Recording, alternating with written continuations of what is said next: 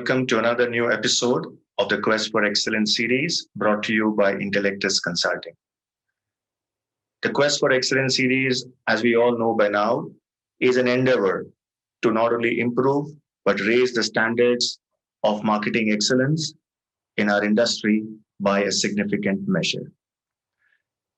We have had a series of guests across different functional domains such as sales, marketing, commercial excellence, business management, and even leaders from the marketing function grace this platform and very willingly share their perspectives and thoughts on what it takes to be the best in the chosen domains of marketing excellence, brand building excellence, commercial excellence, leadership excellence, and strategy excellence. In all the episodes that we have had so far, the business leaders have shared their perspectives very openly, candidly, and in the most forthright and honest manner with their audience on their life's learnings, their mistakes, and also their success stories, and also given us so many rich inputs and nuggets of wisdom in these last 2 months. I'm sure you all will agree that the nuggets of wisdom which these leaders have given us has been through rich experience.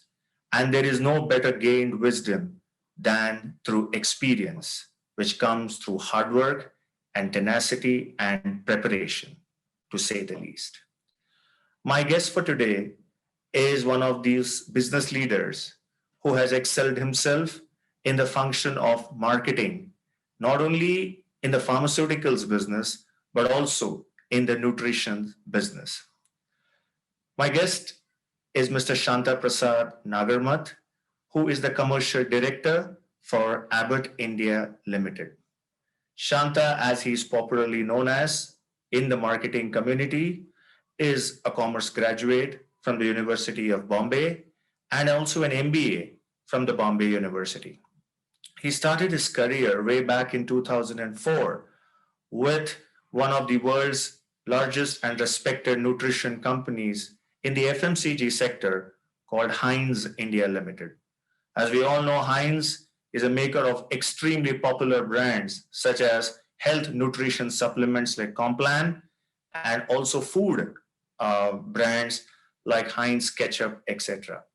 Shanta was the brand manager for the Complan range of pediatric nutrition health drinks and worked with the organization for almost 5 years. In 2010, Shanta moved to Abbott Nutrition India, which was in a phase of high charge turbo growth for its business as the marketing manager for not only the RX but also the pediatric nutrition business of Abbott Nutrition. He was responsible for phenomenally driving the growth of the pediatric portfolio of Abbott Nutrition, namely Pediasure, which all of us know is the largest and most respected brand of pediatric nutrition health drink supplements in not only India, but globally. Shanta distinguished himself by providing outstanding marketing growth for the brand in the period of 6 years that he was associated with Abbott Nutrition. After a brief stint of about a year and a half with the education sector after leaving Abbott Nutrition, Shanta came back to join Abbott India Limited in the prescription pharmaceuticals business. In this role, he was earlier the associate director for the gastroenterology and the women's health business, responsible primarily for growing the brands of both women's health and GI brands, which were acquired through the acquisition of Solvay. And these brands, as we all know, are large, huge turnover brands, which are, brands like Udiliv, Dufaston, Dufalac, etc. Presently, Shanta is the commercial director for the GI business, and I'm given to understand it's one of the fastest growing businesses of the organization on a turnover of over 1,000 crores, and is perhaps the largest division that contributes to not only the turnover size, but also the growth and the profitability of Abbott India Limited. It's great pleasure to have Shanta on our series today, and really look forward to this interaction and pick his brains on what it takes to be the best in the field of marketing excellence and brand building, not only in the nutritions, but also in the prescription pharmaceuticals business. So without much ado, let's dive straight into our interaction with Shanta. It's very nice to have you on our series, because you are one of those really strong emerging leaders in our industry who comes in with a rich mosaic of marketing experience across FMCG kind of a nutrition business, and and then the RX pediatric business of Abbott Nutrition, and now more so in the RX pharmaceuticals piece of Abbott. So I think there can't be a more well-rounded, very diverse experience that you bring, and that's why it would be great to pick your thoughts around this whole experience. And I intend to keep this honestly as a very free-flowing conversation more than anything else, because it's about your life journey. And as I tell our viewers, wisdom that is gained through experience is the best kind of wisdom, right? Because there is no substitute for experience and those learnings which you learn the hard way, the mistakes, the successes, everything. And that's what we want to hear from the people who've been there and kind of done that in all kinds of formats. So I just wanted to, start off our conversation. You started off your career after your MBA straight off into the FMCG industry, right? And obviously with a very powerful global leader like Heinz, and handling brands like Complan, etc. So I want to hear from you, Shanta. How was your experience, of the FMCG model of marketing, and especially brands like Complan, which are large brands, highly respected brands in India? What were your learnings, and how is the FMCG way of marketing different or similar to the pharma marketing? And if you could just give us some insights around that, that would be really nice, because many of us really don't know the real FMCG way of marketing. So it would be great to hear that from you. So please. Great. So I think there are two parts to your question, and the first part of your question is, what was my experience like? I just started off as a fresher. Nobody cares if you're an MBA or no, when you're at a corporate job as you start off, because what they really look at is what do you know about the industry that you work for, right? So I was a complete fresher. Then, so about my own experience, I think what are some of the highlights? And I think the second part to your question, which is interesting, and it's a slightly more open-ended question, but I'd like to give you a little bit of what is my top of mind, what has been my top of mind experience, right? Sure. So I think my experience, I think with Heinz, and I can tell you this with all honesty, is I think it was a fabulous learning ground for my formative years. Not just the marketing, but also the sales stint that I had. The failures that I went through, the successes that I could have, how I built my own perspectives over the year. Now, I think the few learnings that I've had, and I don't want to keep it very, very corporatish. I think my learnings have been really, the first thing is, really fight for what do you think is right for the business. The culture in which I think I was gave me a way to do it fearlessly. So fight for what you think is right for the business, and you don't really have to be the fourth or the fifth person in the room, agreeing to everything that the boss says. So I think I had that liberty to kind of demonstrate that. I think a big learning there, and I think culturally it was demonstrated, is take accountability, especially for your failures. Whatever you do, there is one that you're responsible to do it, but do you take accountability for what you do, and then it doesn't matter what function you are in, and that was my learning, I think, with Heinz, since you're asking. Right. I think it was the first place where I really got in touch with my ambitions, and I found my confidence to really dream about what is that I would want to aspire for with the kind of folks that I worked with. And I think a lot of that credit goes to my peers, especially in the marketing, who came from a different background, very capable, my bosses, etc.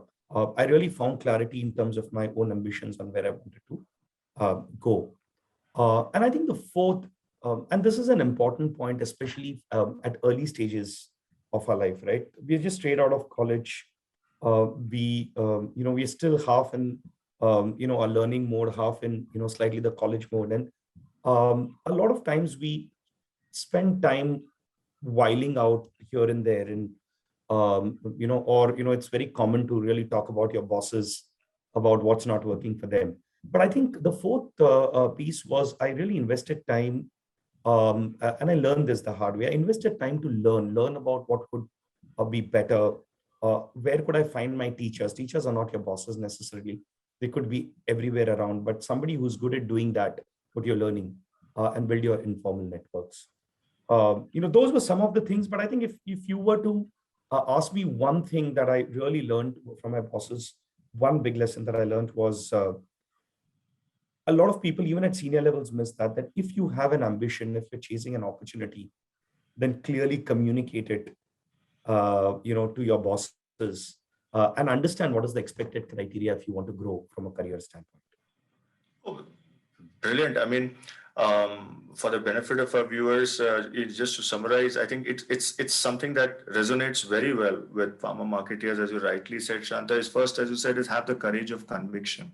So you may disagree with the person in the room, but there is a conviction and a logic behind that, and have the courage of conviction in what you believe in or what you stand for. I think that's very beautifully said. The second important piece is accountability. So you stand up for your failures, your successes, everybody loves to, but even for your failure. So hold yourself accountable. That is so beautifully said. Third, I think you've said is articulate your ambitions so well with your bosses so that they know what you're aspiring for. You are clear. I think that's very nicely said, Shanta. And I think these are important tenets when you start off your career with, right? And then you said, and fourth, I think important learning, which I probably take away from this first couple of minutes interaction is learning can come from anywhere. It don't have to come from bosses alone. As you rightly said, it can come from the executive guy or the sales guy in the field, etc. Right? That's really nice, because that's the way you is that something which is you want to add something, or do you feel that's no I didn't want to add anything to this. I think those were really top of mind. Yeah, very nice. So I just had, continuing on this discussion, Heinz is a very strong global company, and when you have brands like Complan, etc., which are, I think, in an extremely cutthroat competitive market like this, health beverages, malted food drinks market, as the way I would define that category as, right? And that's what all the case studies you read from Business Magazine. So the health beverages malt, it's a slugfest, right? So honestly, Heinz up against GSK consumers brands like Boost and the other brands and Horlicks, which are huge brands running into 5,000-7,000 odd X crores, whatever. You're in a very niche segment. How was the experience? I mean, virtually a David versus Goliath kind of a stuff, but still you had created that need. So if there was some exciting marketing battles or some learnings, if you want to share with us, that would be really nice, because everybody thinks, to make big brands, you need big resources and you need big things and big templates. But is that really true? So I just wanted to ask you, especially in a competitive business like yours. Yeah. Right. And I'm guessing you're referring to my Complan experience still here. Yes. Yeah. So I think I'll talk about, I think, what made Complan work. You're absolutely right. I mean, 60% of the share was with GSK, with Horlicks and Boost put together, and there was another about 20% with Bonvita. And fortunately, I was a part of the team, and I have a reason to believe that I contributed too. When I was on this brand between the 2007 and 2009 early. I spent about 2 years on this brand. And I'll tell you and this was the golden period when I remember that the Complan market share, which was hovering at about 13.5%, 14%, in those 6 months had actually moved up to about 18%. and almost at a 6-month level, that is what we used to look at, at H1 and H2. We were on an average of about 15.5%. But I know it peaked at about 18 at some point. So we did a few things that were right. And I think it would be best to kind of quote that specifically. It's some time back now. But I think the first thing, and here's a little bit of a philosophy, and then I'll jump to some of the, the maybe 3 or 4 things that we did that may be relevant here. I think as a marketeer at Heinz, and I'm talking about this as Heinz, I'm not talking about consumer businesses in general, but as a marketeer at Heinz, thankfully, thanks to our MD, back then, the whole lens of a brand manager was that the brand manager was expected to be a brand business manager. I think that was the first thing, which means that you get paid for driving demand and driving market share, right? A market beating growth. I mean, that's why you exist, and you bring ideas to drive demand. But I think beyond that, do you as a brand manager understand the financial metrics, the financial metrics of the brand? Do you understand the costs well, and why and how are they getting attributed? Do you understand your spends well? How are they getting attributed? And then when you're spending that, do you have a sense on where is my return on investment kind of coming back? So to me, I think that's as critical as demand generation and communication. And finally, do you know your stakeholders well, with whom you can drive some of these things? You're not the only one who's going to drive it. You depend on sales, you depend on supply. So I think that was one big perspective change I just wanted to kind of highlight. Having said that, to me, I think these 3-4 things, what I'm going to say, I mean, there's no rocket science to, I think, how Complan did it. There is always a David, there's always a Goliath in every equation. And I think one of the things that we really did well, which I think, we could do better on a pharma side, to your question earlier, is going through that process of insights, right? Getting meaningful insights. Now, a lot of times, insights and strategy, I think, are the most abused words. We just use them loosely. But there is a method to it, but there is also a way you can excel to, understanding good insights. I think one of the things back then on Complan, it was tactical, but I think it worked well, was while the entire category was, speaking about child not eating well, getting nutrition supplement, etc., etc. It was the first time in that period that we spoke about this bado dugni tezi se. Okay. Now, having worked on the healthcare side, personal opinion, I wouldn't do it again, because we did see, and I think that's the beauty of healthcare. We did see a jump. That's how consumer companies tend to be very opportunistic. And we did this dugni tezi se claim. But I think the whole approach at arriving at what's my best attempt to talk in that 30 seconds. Like, you have a 30-second call, you have a 30-second film, but the cost of that film is very this thing, because you're going to spend on media. So I think just that whole insight of bado dugni tezi se versus Horlicks, I think in the consumer space was a refreshing change. I think that was the first piece. So I think, and I can give you many such examples, but for paucity of time, I wouldn't. But whether we looked at, why to launch a new flavor, just because you need to launch a new flavor, you don't launch a new flavor. But we actually studied that there were households which were moving from Horlicks, coming back to Complan. And the reason there was that both brands were okay, but my child gets bored of the taste and hence a flavor, right? So to me, I think getting meaningful insights, we looked at formats, Complan Cream Biscuit, for example. While there is this overall, biscuits is not a nutritious category, but can we offer relatively more nutritious biscuits? So these are some of the insights that came in. So again, just understanding the journey of arriving at insights. You can arrive at a eureka moment of an insight and sit and do nothing about it. I think the second piece that works in, and that's the best part about mid-sized brands, right? They are really hungry.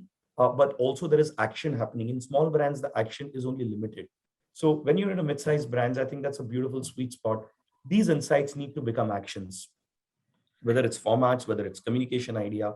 And I think that's the speed at which, just when you work on a brand like this, when you have these competitive giants attacking you, is immense. We also did, again, I'm not, I think it successfully worked then, but I wouldn't always recommend. There was a competitive counter between Horlicks and Complan, and I was fortunate to be a part of all that learning experience. Insights to actions, I think the second piece that I would focus on, I think, which we did well. I think the third piece that is extremely important on a brand like this, and I think again came through a lot of hard learning, is competitive agility, right? And a lot of times as marketeers, we spend time in getting all the information about marketing. The sales person will send you that this is launched, that is launched. I think what is important for a brand manager is to be able to start preempting. If you spend some time in the category, start preempting, saying, what is the competitor going to do now? Am I building that view? And then competition will do all sorts of things, and you can get carried away by everything, but do you have a judgment? What I mean by competitive agility is that this move by competition is going to impact me. Do you have that judgment? So insights is one. I think actioning the insights is two. Having a competitive agility is third.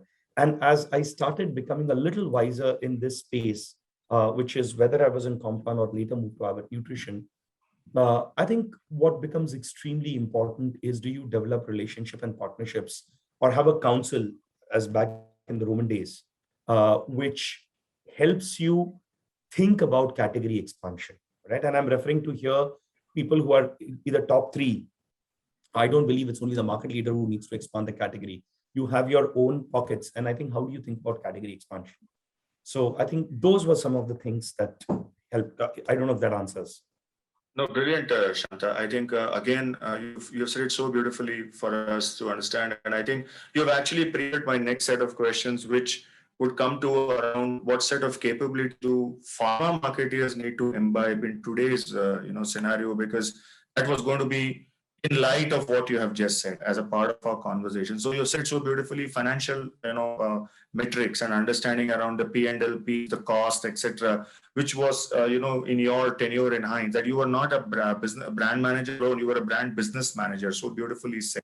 Second, I think you beautifully said about inciting, and inciting is a very deep skill that marketing need to build to the table. And then third, you said is competitive agility. But also what you mentioned actually caught my attention, that you should use your ability and judgment how to pick that one signal which from the noise, because there's a lot of noise out there in the market. Noise is good noise, bad noise, all kinds of noise, but just pick that one signal which you rightly said is going to impact your business, whether bad or good, whatever. That comes through judgment, and I think that you said beautifully. And fourth, I think you said beautifully, is getting that agility to action piece, not just sit on that information, but do something if you believe that it's going to impact your business. I think it's very, very nicely said, Shanta, and I completely agree at that point. No, this is nice, Shanta. So now the thing is, you mentioned so many beautiful things in the opening part of the conversation in terms of the alluding to the skill sets that you acquired on the job, and and you had to unlearn your college days and then get into the roles, etc. So, and before I get into the Abbott Nutrition piece, at this point, I think it will be nice to hear your perspective straight on is, and again, you are in the pharma side of the RX pharmaceuticals business, but that's fine. But you head up marketing teams, you've been a marketing director yourself, etc. And very often, when we see from an external perspective like me, and I'm sure, I don't know how you see it when it's inside out, pharma marketers, today in the RX space, they have a set of skill sets which are either good or they're found lacking.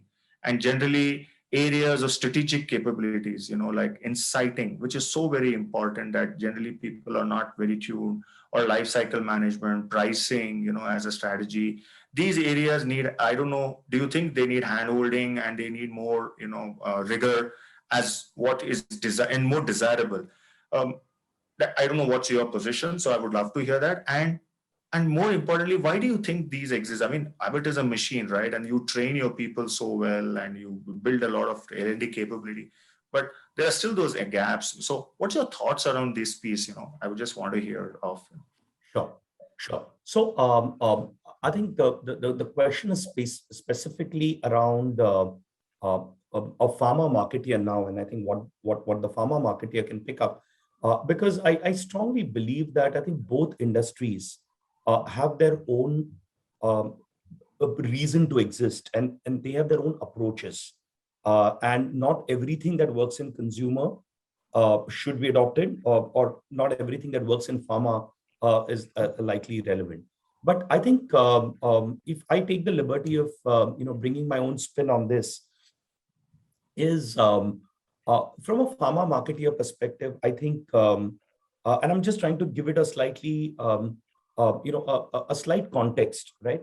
So in the pharma marketing, again, there is, you either have a researched molecule, right? And it's a, or let's put a category of brands like Doofustone, for example, right?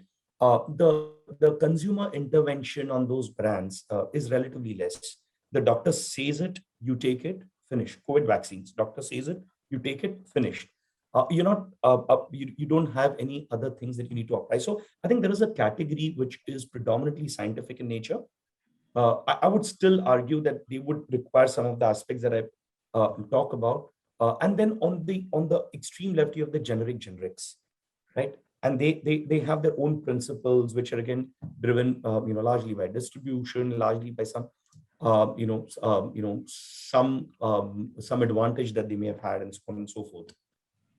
But what sits in between in this country is this segment called branded generics, right? Because it's an out-of-pocket market.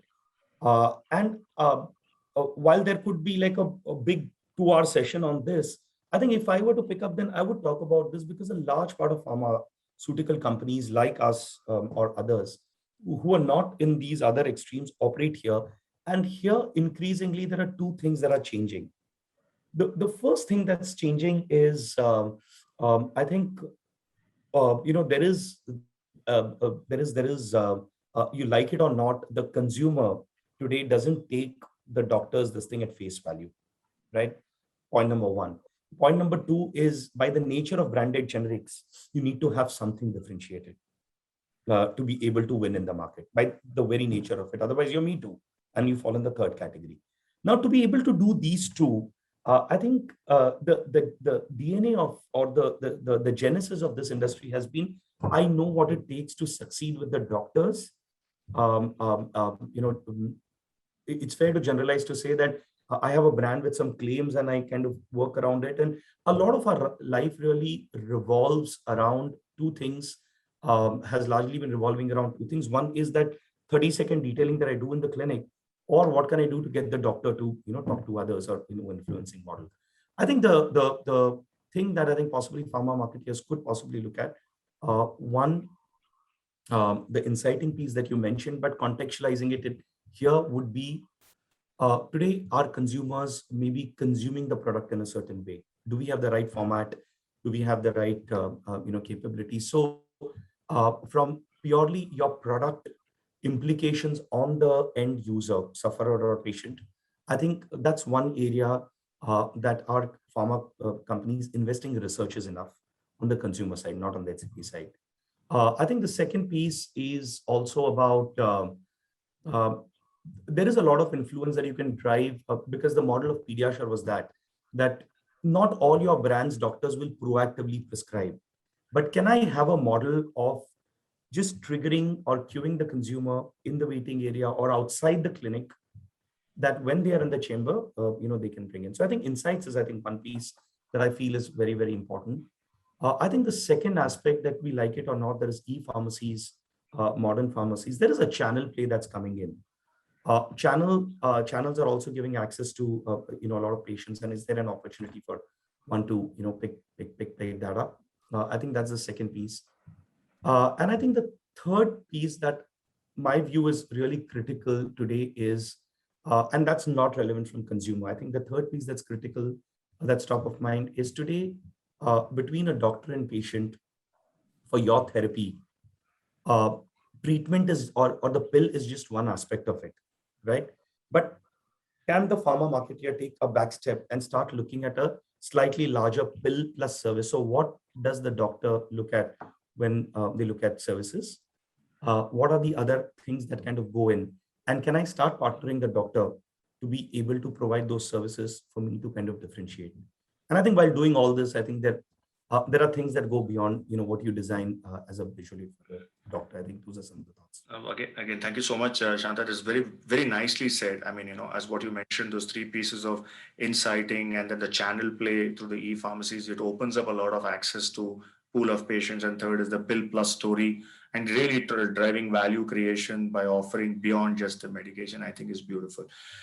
That brings me to the area, Shanta, is from Heinz, you moved into Abbott Nutrition at a time, if I remember right, but when Abbott ANI was metamorphosizing itself, if I say from a pure RX kind of a Pediasure, please prescribe Dr. Pediasure, to something of a very huge play, which was like a consumeristic OTC kind of a pull, because I could make that out. All of us in the industry saw that huge play at a scale which was never seen before. In terms of the format, as you rightly said, because the format word is very popular with the guys who come in from the other side of the business. The format in malls, you could see tins of Pediasure being put out in the D-marts of the world. It's so much of above the line advertising and them, making it really a brand. And I think I thought it was more of a consumer pull kind of a thing. And you were there and you were in that best part of the growth phase, I think, if I remember right, Shant. My question is, what led to this great transformation? Obviously, it's paid off hugely and handsomely for the company from one end of the chain to the other, completely different side. What led to this, and what was the logic of this transformation? Secondly, it takes guts. It takes a lot of resilience to do this, right? The conviction to do this, as you said, the courage of. So could you just let us know how was your experience and what led to all this? It would be very nice to hear the transformation. Yeah. Sure. Thanks. I think, Shailesh, that's a great question, because I get asked this a lot and have had a chance to talk about this in some of the forums as well.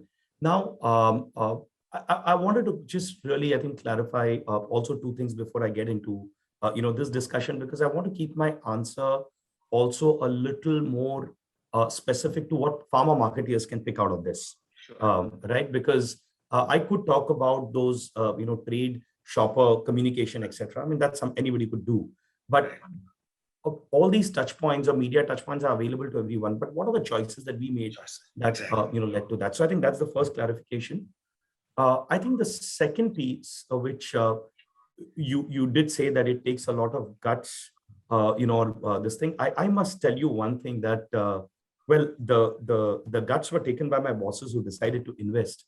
But for the junior people down like me, I think it takes a lot of patience to be able to play two games. And I'm saying this particularly because while everybody sees OTC as an opportunity, there is a price to that opportunity, right?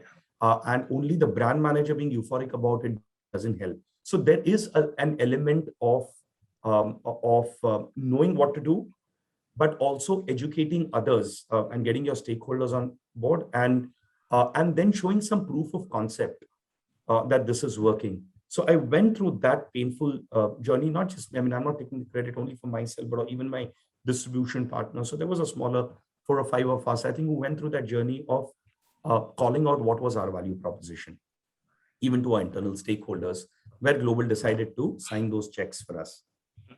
Having said that, I think, the beauty about this model was that there are examples in pharma where a lot of times you come to OTC because you've leveraged the opportunity with the doctors, and now it is all OTX and OTC. Whereas here, the lens was slightly different. I'm not saying it is unique. Maybe there are examples like this, but I think it's fair to say that we wrote our narrative well on that. And what was that narrative? First, I think the category was 6,000 crores. 95% of it was completely consumer driven. There was no hope in hell that I could have ever spent that kind of media money. And even if we did, we wouldn't have been successful, right? Because at the end of it, you would have been me too, claiming better nutrients, better claims. And that wasn't the claim to fame.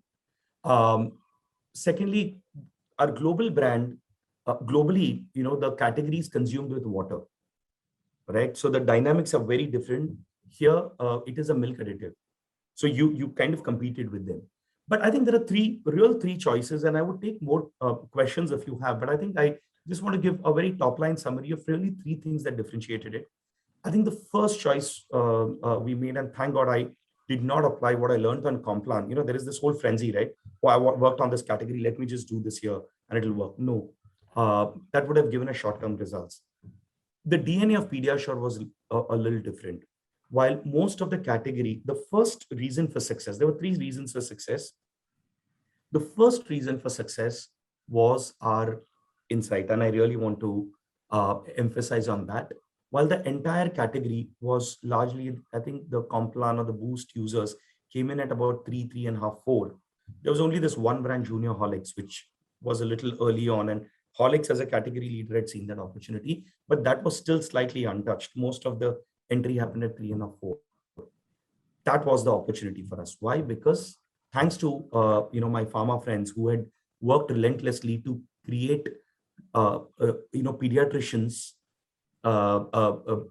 create a preference for Pediasure with the pediatricians, right? And that was a big asset for us. The first reason what we focused on a stage to talk to moms when the child moves from weaning foods to eating solid foods. That's the first time that a mom experiences fussy eating, and there wasn't much done there. That's the time the mother is under the pediatrician's control because of vaccination, etc. Our focus was there that at that 1 to 2 years of age group, although we can't officially communicate under 2 age.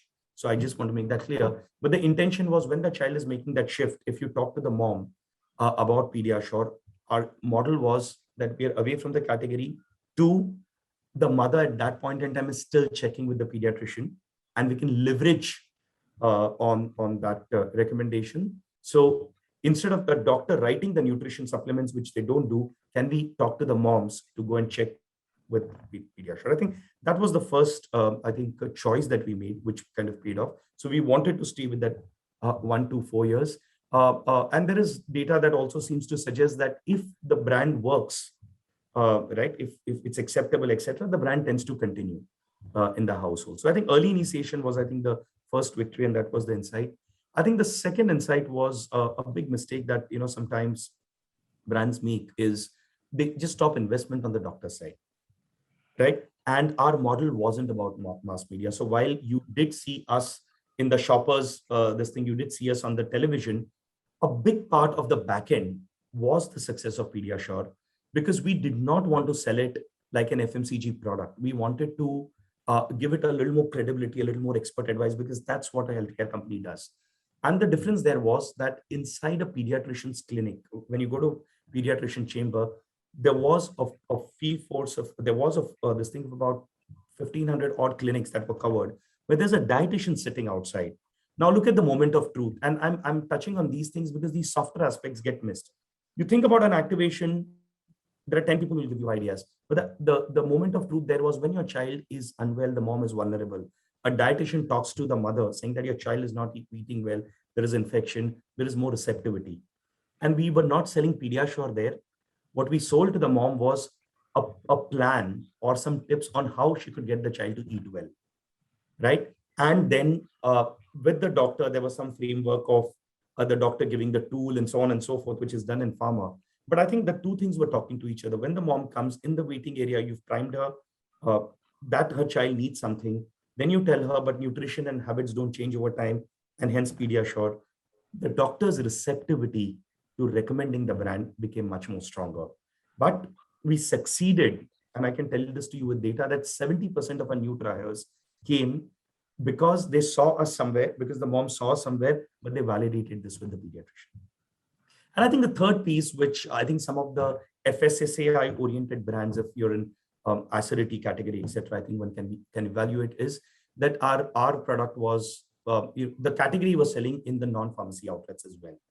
And the third piece to it was our distribution footprint that needed to be expanded in the Complan and the Horlicks outlets. And I think, to me, these were the three models. Were the first two that I spoke to you really paved for our claim to success.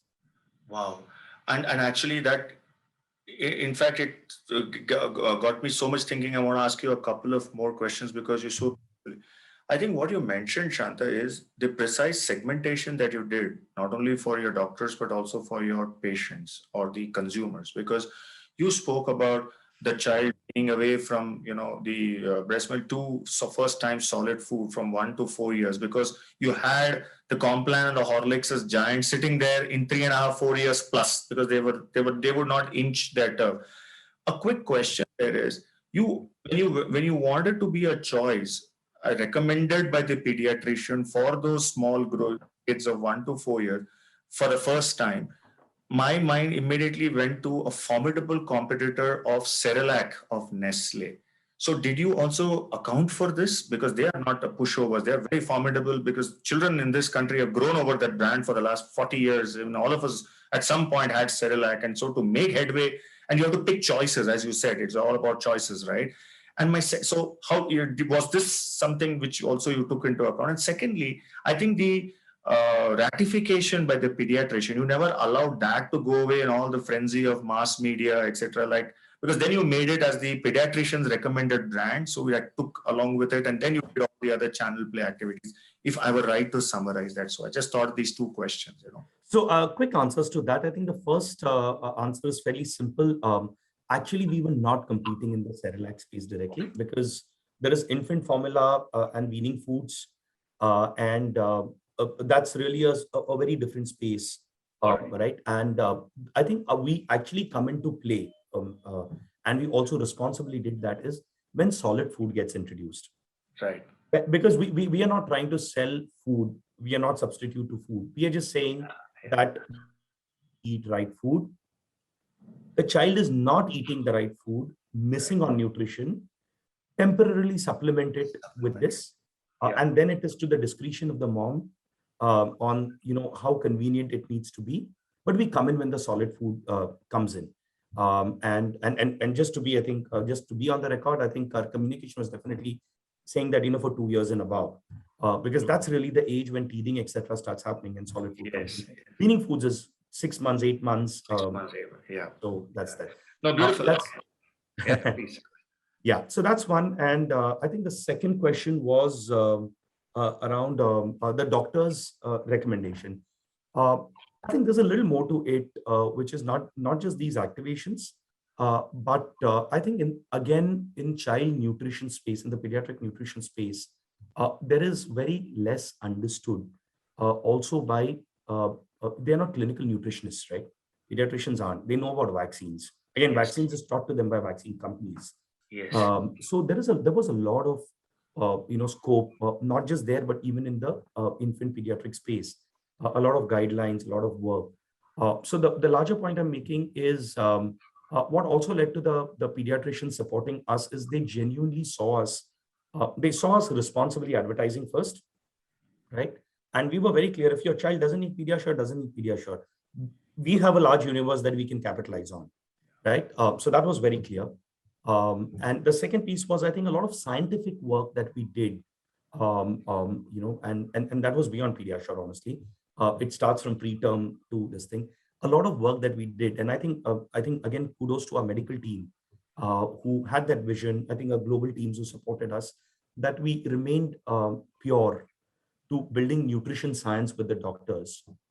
We continue to engage doctors and so on and so forth. Some of those things were not done only to keep the doctor engaged. They were also meant to genuinely work with this fraternity to build the category. And it has gone a slightly longer way to look at the whole pediatric nutrition where it is today.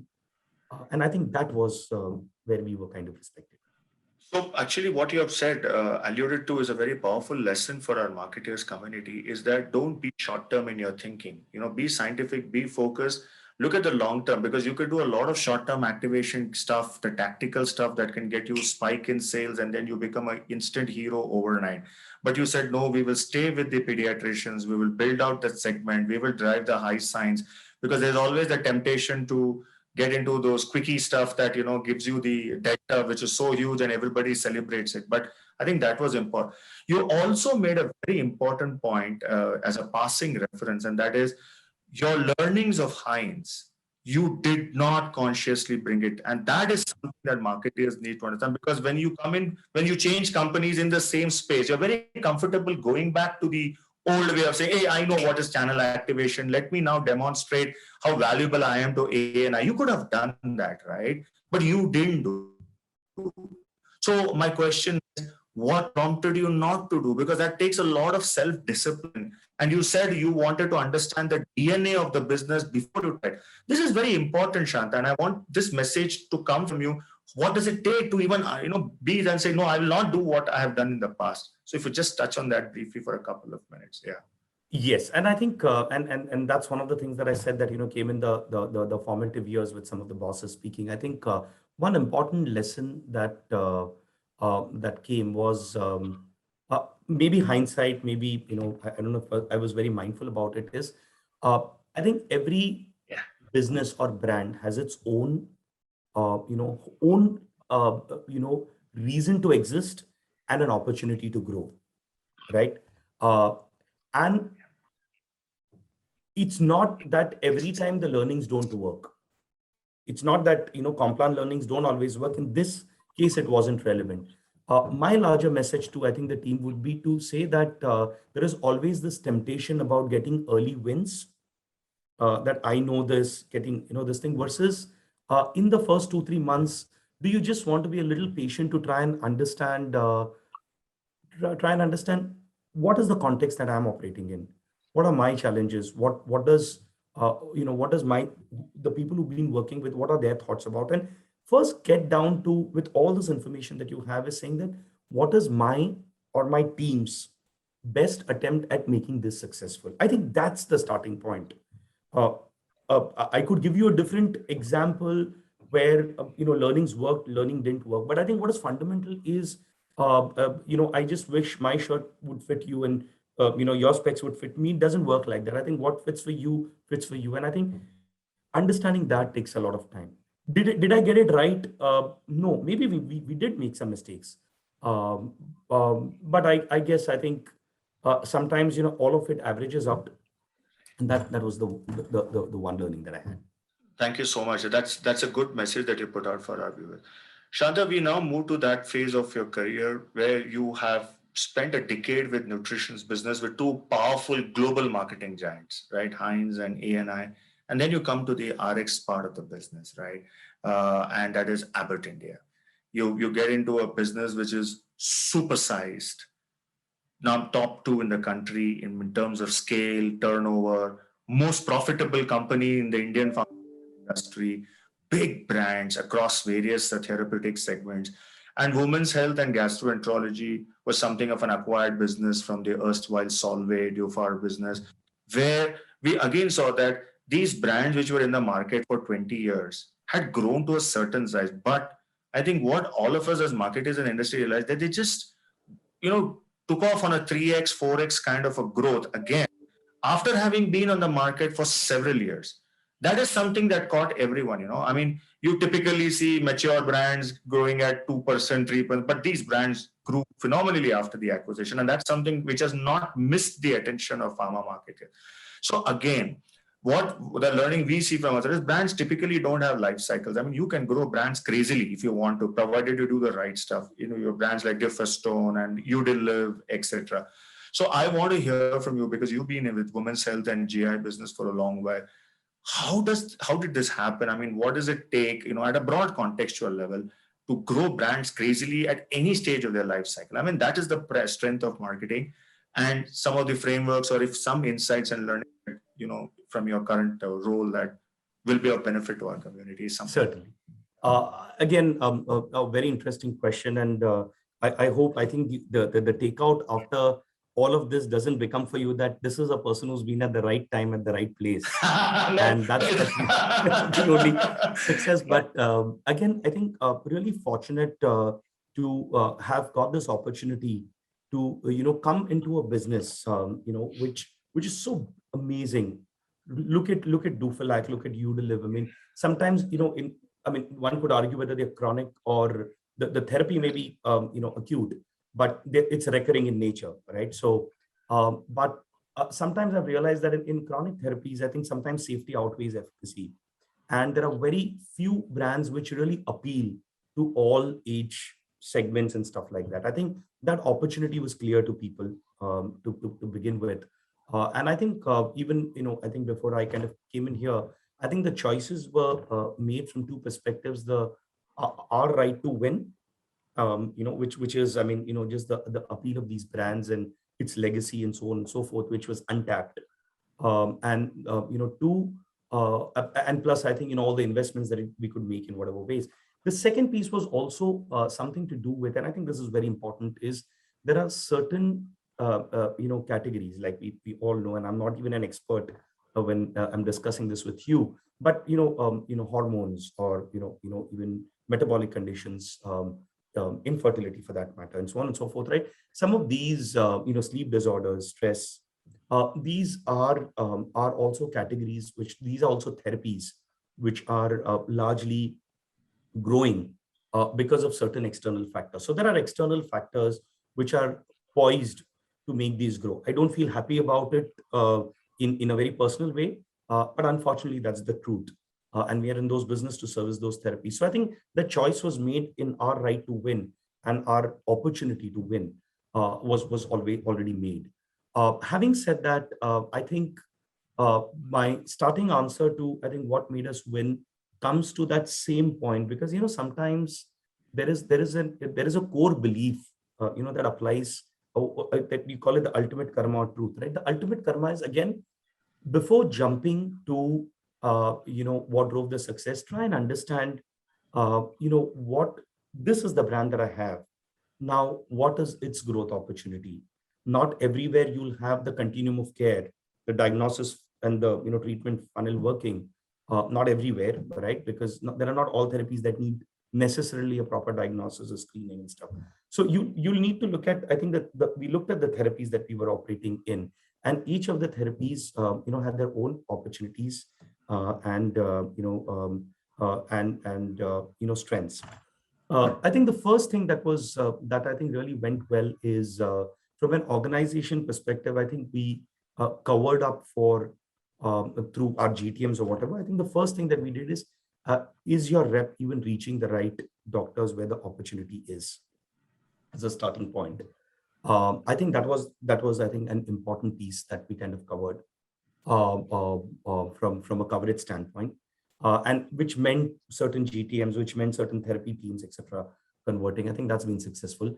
The second piece I think is really important, which is where the brand manager kind of comes in, because these are management decisions, and you kind of implement them. But from a brand perspective, again, what what are the tenets? And I'll be a little more specific. If you were dealing with the liver category, liver is not a spoken category. It's accidentally identified. So it needed some level of diagnosis, like I think our thyroid team does. We brought in for a slightly later stage of this thing. There is no way to diagnose it because you need to do a biopsy. So we had fibroscan machines kind of coming in. So I think the second piece was, for each of these brands, are they have we spelled out its success factors in form of the services that it requires, or does it need continuum of care, and so on and so forth. So I think the second piece was getting the brand tenets right. And I think there was a lot of detailing done. So the segments that we were playing in, are we customizing our communication? Are we engaging with the right societies, etc.? Now, I know you'll tell me that, hey, this has been done in pharma. But what I'm trying to refer to is, sometimes some things just come together, right? Versus it being a checklist, saying that, oh, I did this, I have a partner, I have keywords. But I think a lot of these things came together for the brand. And each of the brand had its own marketing story, whether it's liver, whether it's laxatives. So laxatives was about extensions. Liver was about diagnosing. Doofus stone was again about infertility as a segment opportunity, etc. So I think getting that piece right, I think was the second piece. And the third piece I'm going to say is been my own learnings is the services piece that I mentioned earlier. Today, I think what is important is the world is moving from educating the doctor about your drugs. These are age-old drugs. They'll tell you more about your drugs than you do. But yes, there is some new news that kind of comes in. but are you becoming an enabler for the patient-doctor dialogue to start evolving? And do you become a provider or an enabler of that? And I think there was the third trick. I'm not getting into the specifics, and I don't know if it sounds a little generic to you, but No, it's perfectly fine because yeah, essentially you're talking about the real stuff, real work that goes at the back end, right? yes, Right side. Are you able to call on the right set of customers, doing the right stuff, working with a collaborative format and with the doctor societies, building the endorsement, and also ensuring the capability building at the sales force level, etc.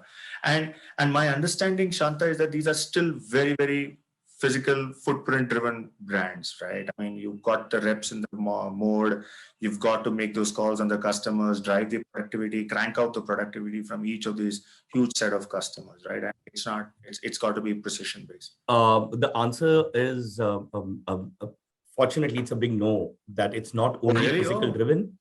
There is you call it, we were baptized by fire with 2020 pandemic, but some part of it had already started, but a large part of it is, if I were to use the word phygital today, a large part of it is this. But if we do move to the digital piece, if we do, I think that there is a slightly different perspective I want to bring in. But to answer your question, I think it's a mix of both. And we fast learning, engaging a doctor digitally has its own dynamics, and we fast learning, I think, that journey.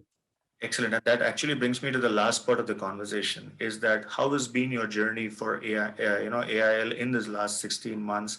Because, it's a learning curve for everyone, and the entire industry was forced to change the way it does business since March last year. We've had 2 phases and no option but to go digital or phygital. So what's the kind of learnings and experience that you've had with your huge brands? And what COVID has shown us, Shanta, is that the big brands have just got bigger. And those brands which are small and don't make sense, have just got marginalized. So if you see even the IQVIA data and the other things, what we analyze for our clients is the big brands have just gone bigger. And there is a reason, because physicians will trust on those same brands.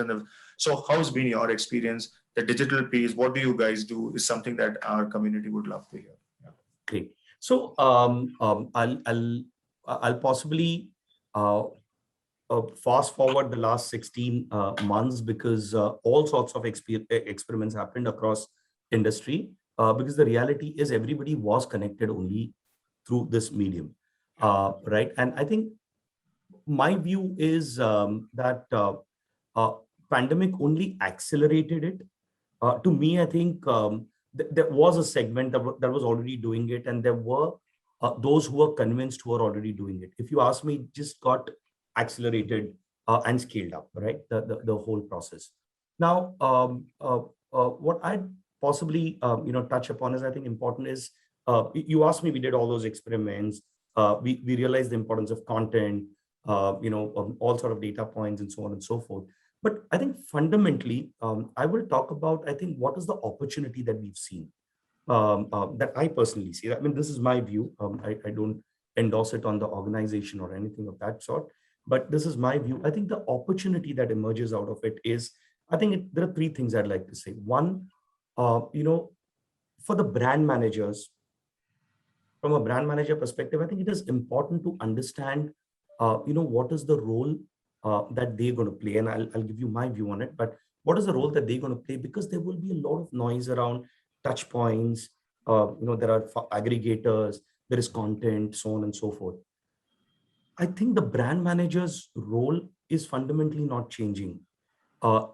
New touch points and new dynamics are getting added to it, right? And why do I say that is because whether you were detailing, you e-detail, possibly you'll wrap it up with an email. Maybe 3 things to, I think about is, one, in this whole pandemic, I think there is an opportunity to change or at least spearhead or be first to the market with the way doctors are experiencing us. I think if you put that lens forward, and I break it into 2 parts, I think nobody needs lessons on detailing, because a rep's job is to go and detail the brands and ask for the business. Nobody's kind of touching that. But my view is sometimes, I mean, and they're not connected. They're connected, but they're not connected. You know what I mean? right? But I think coming to, how do I engage and build my equity with the doctors? That's really the starting point. There to me, the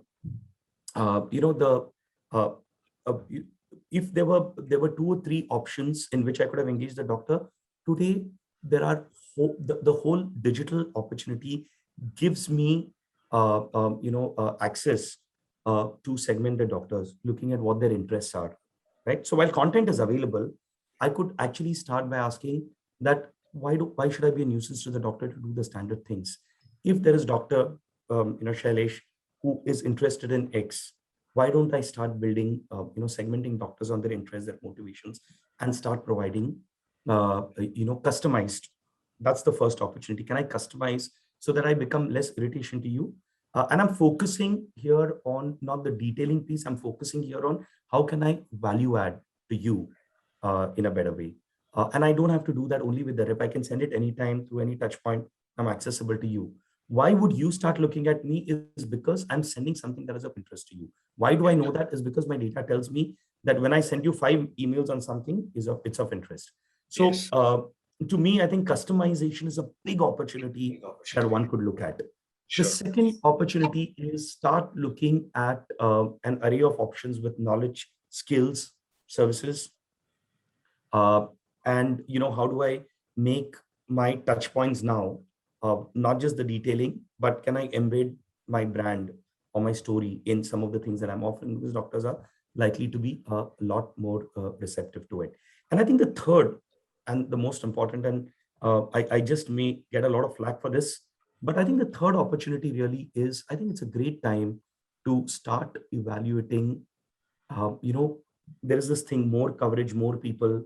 It's a great time to start evaluating. You have these frequency doctors, you have these potential doctors, but they can't become frequency because of. I think it's a great time to start saying that, can I start segmenting and looking at my alternate touch points to look at. So let's leave out the doctors who don't want to engage digitally. They may be X, Y, Z doctors, but the rest of the doctors, can I start looking at to my important doctors who may be my two frequency doctors? Can there be different kind of content that I send, differentiated, more content? They're receptive to it. Where I'm making only one call, can I couple the second call with something which is of value to it? Possibly the doctor is more receptive. And think about the last option, which is, I'm not covering this doctor or the specialty, but it's important to me. Can I Yes. completely have alternate medium without my rep reaching out Yes. to them and creating a model there? Brilliantly said, Shanta. It's so I beautiful. may have been a long answer to your question, but No, but this is what we would love to hear from business leaders like you, because you handle large brands, right? You could very happily sit back and say, I don't want to do anything on the digital front, right? Each one of my brands runs into a few hundreds and hundreds of crores, 500 crores, 600 crore brand. Even if I were not to engage digitally, it doesn't hurt me. But you need to exercise those future building options where connects are there. The play is now totally changing, and it's all about the experience that you create for your brands at the end of the day. And so many touch points are available. So ignoring it would really not be a good thing in a way, right? And I think you said that so beautifully. So we come to the last piece. I think we're almost out of time, Shanta, is um, any specific closing messages for marketeers if our industry, because they come in with different backgrounds, sales background, medical background, or an access background. What's your advice to marketeers of today's, when you bring in all your learnings of over 1.5 to almost 2 decades of learning, wonderful experience from the FMCG and farm, what would be your closing advice or messages to our marketeers community, because you work for some of the finest companies. Yeah. So I would love to hear your closing thoughts. Yeah. yeah, so I think I'll make them two short ones. I think the first one, that I did say it in some of my conversations earlier, that today brand managers are spoiled for choices, and the burden of expectations is just increasing. I think it's important to keep all of this noise away and focus on what's really right, for my brand. What are the choices that I want to make?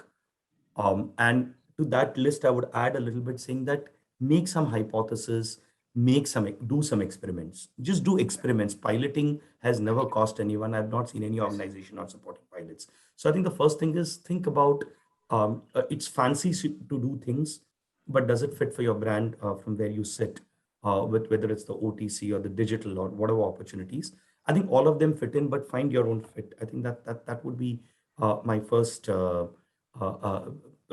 leave behind. And I think the second leave behind is, I think the pharma brand manager today, and I'm saying this in all honesty, is sitting on a revolution about to come, in my view, right? Or the things that I spoke to you about future of work a little earlier, I think they are extremely important. Can you take out a little bit of time and think about those things? That do I have good content enough which I'm customizing? Am I getting enough validation from doctors? They are receptive to what I'm doing. Otherwise, you'll be busy doing all the checklists of 10,000 mails sent. But am I getting some validation? And is my process evolving? The evolution is very, very important. What are my reflections? What's not working? Maybe it's not working for your doctors, and that's fine. And I think, and the final piece that I mentioned is, uh, try experimenting whether your doctor coverage, somewhere this digital is a touch point, and it has to finally sit. We talk about phygital, but it's not really phygital. It's either or right now. But can that promotogram that you're going to the doctor, can it kind of come together? Start thinking about that, and you'll find your own formula to what's working. And that would be seamless kind of a promotogram, right? It's not like a force fitting, but some activities would be digital led, some would be the Salesforce led, so that it looks very seamless and all geared towards that ultimate consumer experience or the customer experience for your brand at the end. Absolutely. Right. No, it's very beautifully said. I think your closing messages are very pertinent. It makes a lot of sense, Shanta. So, it's been a wonderful conversation. I believe we have had a very honest, candid conversation. I must first of all thank you for your time. It's been really wonderful interacting with you in this series as one of those respected business leaders who understands marketing and who's built brands along the way in his career. And thanks so much once again for coming on to our platform and sharing your views around brand building, marketing capabilities, which is very important because, as you rightly said, you get carried away by the noise, the hype, the hoopla, but stay focused. I think that message is very relevant because that will never change. The narrative will always be focused on your, on the core competence. Thank you so much, Shanta. And on behalf of my organization and me, it's a personal thank you to you for having come onto this platform and sharing, your time with us on this. I consider this as a privilege, Shailesh, to be sitting here and taking the liberty of sharing my perspective. So thank you so much. My pleasure. Have a great day. Stay safe, and we'll be connected. Thank you very much, Shanta. Thank you. Thanks.